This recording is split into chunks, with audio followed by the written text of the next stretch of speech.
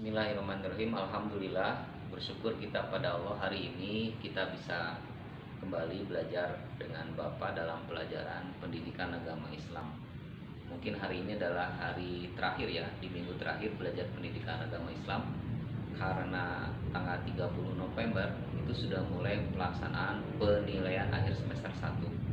Tentu insya Allah juga agama PAS-nya hari Senin tanggal 30 November jam kedua setelah bahasa Indonesia. Oleh karena itu Bapak berharap kalian bisa menyelesaikan tugas-tugasnya yang dulu, supaya kalian bisa mencapai nilai di atas KKM atau minimal sesuai dengan KKM. Itu harapan Bapak. Nah, untuk hari ini materinya adalah tentang toharoh. Di buku paket kalian itu halaman 32 sampai halaman 40. Nah, insya Allah setelah belajar hari ini diharapkan kalian satu, bisa memahami ketentuan-ketentuan toharoh. Yang kedua, bisa mempraktekkan tata cara toharoh. Yang ketiga, bisa mengambil hikmah dari toharoh. Dan yang keempat, kalian terbiasa berperilaku hidup bersih dalam kehidupan sehari-hari. Nah, itu harapan setelah kita belajar pada hari ini. Nah, anak-anak, untuk selanjutnya Bapak ingin menjelaskan apa itu arti toharoh. Toharoh itu adalah bersuci secara bahasa. Secara istilah adalah mensucikan diri, badan, pakaian, tempat tinggal, lingkungan sekitar kita dari najis dan hadas. Nah, apa itu arti najis? Najis itu adalah sesuatu yang kotor, yang keluar dari tempat-tempat yang memang mengeluarkan najis, seperti bagian depan ataupun dari bagian belakang. Nah, itu arti apa najis? Sesuatu yang kotor yang bisa membatalkan tidak diterimanya ibadah kita di sisi Allah Subhanahu wa taala. Nah, najis itu ada tiga. Ada najis mukhafafah, ada najis mutawasito, ada najis mughalazo. Najis mukhafafah adalah najis ringan. Misalnya air kencing bayi laki-laki yang belum makan, minum apa-apa kecuali minum air susu ibu dan umurnya masih di bawah 2 tahun. Nah, ini contoh najis mukhafafah. Dan bagaimana cara membersihkannya? Yaitu cukup diperciki air ke pakaian yang kena najis mukhafafah itu, atau ke tempat yang kena najis mukhafafah itu diperciki air, atau pakai lap basah, diusap saja. Ya, diusap saja. Nah, itu cara membersihkan najis mukhafafah. Nah, kemudian yang kedua, najis itu ada najis mutawasito, najis pertengahan. Najis pertengahan itu air kencing manusia kita lah, normal biasa, bukan bayi. Kemudian air kotoran manusia yang disebut dengan tinja, atau darah head atau darah nifas, itu termasuk najis mutawasito. Bagaimana cara membersihkannya? Yaitu dialirkan air sampai bersih ke yang kena najis mutawasito itu, dibilas sampai bersih, sampai tidak ada apa yang tersisa dari kotoran atau najis mutawasito itu. Kemudian yang ketiga adalah najis mughalazo. Najis mughalazo itu adalah najis berat, kotoran yang bersumber dari babi dan anjing. Nah, bagaimana cara membersihkannya? Ada tahapan-tahapannya, beda dengan najis mukhafafah, mutawasito, juga mughalazo. Ini najis mughalazo itu dibersihkan sampai bersih 7 kali cara membersihkannya. Bersihkan sekali, 2 kali, 3 kali, 4 kali, 5 kali, sampai 7 kali. Dan salah satu diantaranya menggunakan dengan tanah. Nah, itu membersihkan najis mughalazo. Jadi ada 3, najis mukhafafah, najis ringan, najis mutawasito, najis sedang, dan najis mughalazo, najis berat. Nah, yang selanjutnya adalah toharoh bersuci dari hadas. Hadas itu adalah perbuatan yang membatalkan kesucian seseorang. Misalnya gini, buang air kecil. Nah, ketika kita buang air kecil, maka kita punya hadas. Dan asalnya kita suci, jadi batal kesuciannya. Misalnya hadas itu ada kencing, buang air kecil, buang air besar, keluar darah head, keluar darah nifas, itu adalah termasuk hadas. Nah, di dalam hadas ini ada 2 macam, ada hadas kecil, ada hadas besar. Nah, apa saja termasuk hadas kecil? termasuk hadas besar. Hadas kecil itu adalah misalnya buang air kecil, buang air besar, keluar kentut, itu hadas kecil. Nah, kalau hadas besar, perempuan yang sedang haid, perempuan yang sedang nifas setelah melahirkan itu suka keluar darah. Kemudian laki-laki yang mengeluarkan air mani, kemudian suami istri yang berhubungan badan, itu hadas besar. Ketika seseorang punya hadas kecil, maka dibersihkan dengan cara wudhu, dengan cara berwudhu. Ketika seseorang punya hadas besar, maka dibersihkan dengan cara mandi wajib, mandi besar, mandi janabat atau mandi junub.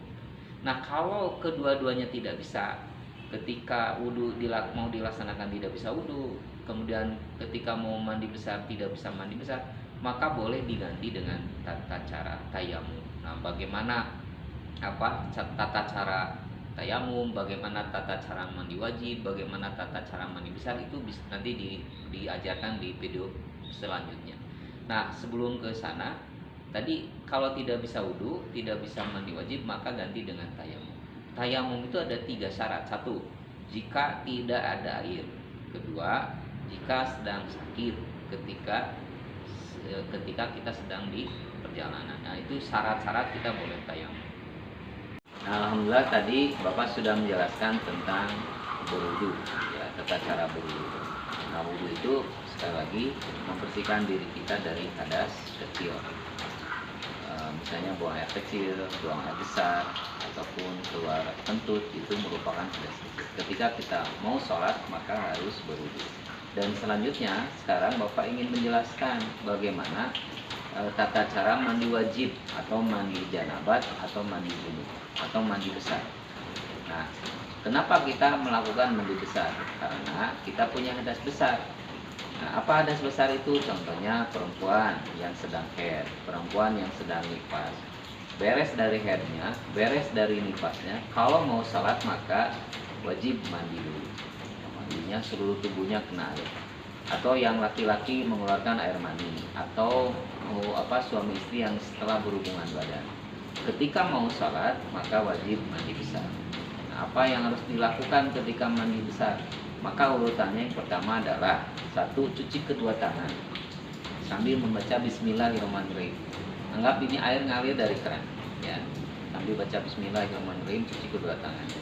Kemudian bersihkan najis-najis yang ada dalam tubuh kita, bersihkan. Ya, kalau ada di kemaluan kita, maka bersihkan kemaluannya dengan tangan kiri, ya, dengan tangan kiri. Ya. Kemudian yang ketiga, berwudu seperti wudu mau salat, seperti wudu mau salat. Nah, cuman wudunya sampai mengusap kepala, sampai sini. Ya. Nah, setelah mengusap kepala, banjur kepalanya, rambutnya bersihkan. Kalau mau pakai sampo dulu. Pakai sampo, ya.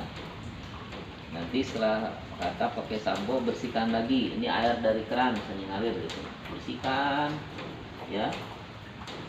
Terus kerankan lagi sampai ketiga kalinya. Sampai bersih. Dah. Nah, yang selanjutnya setelah membasuh rambut, kemudian basuh anggota badan. Lanjut. Yang kanan dulu, kemudian yang kiri.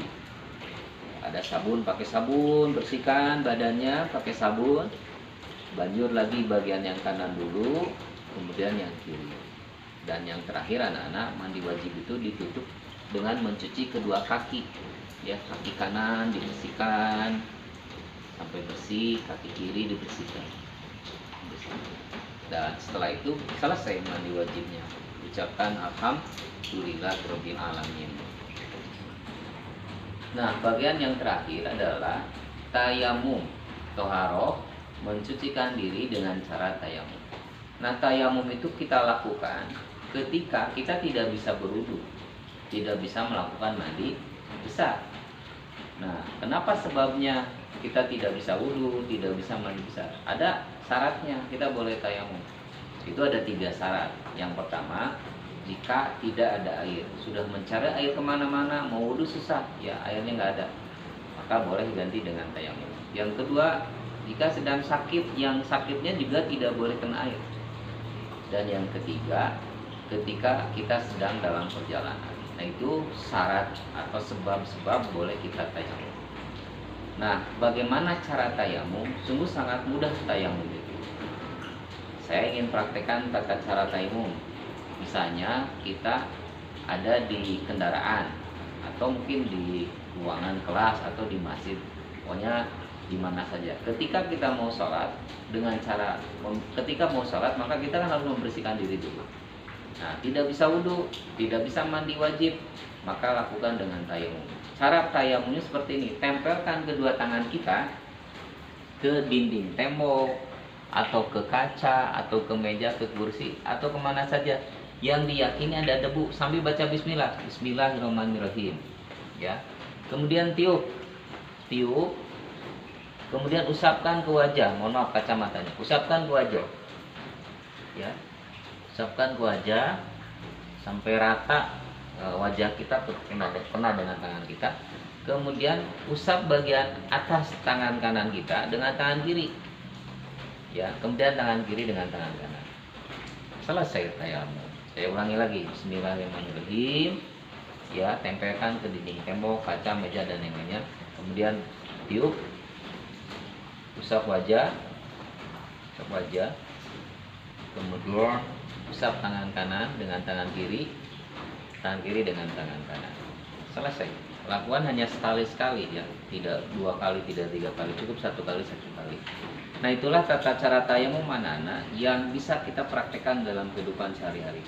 Nah, silakan kalian buat videonya di rumah masing-masing.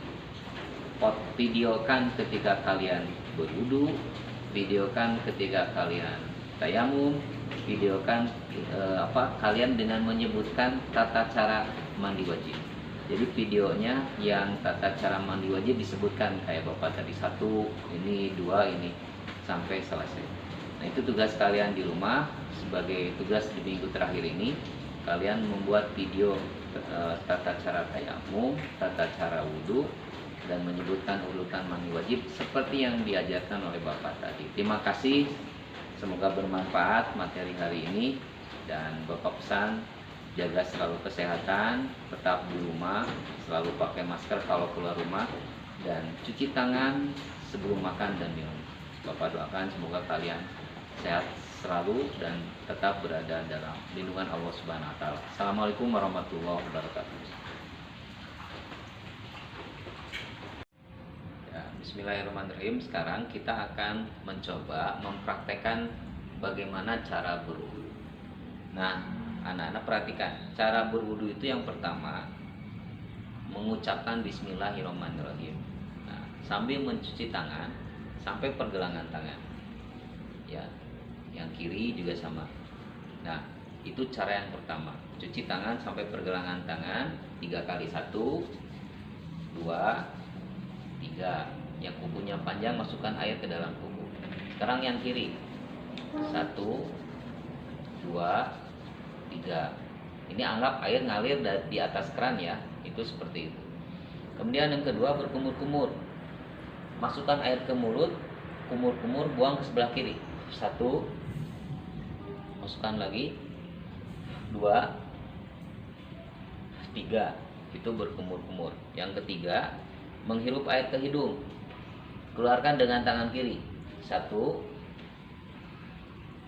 2, 3. Nah, itu yang ketiga. Ini hukumnya sunat.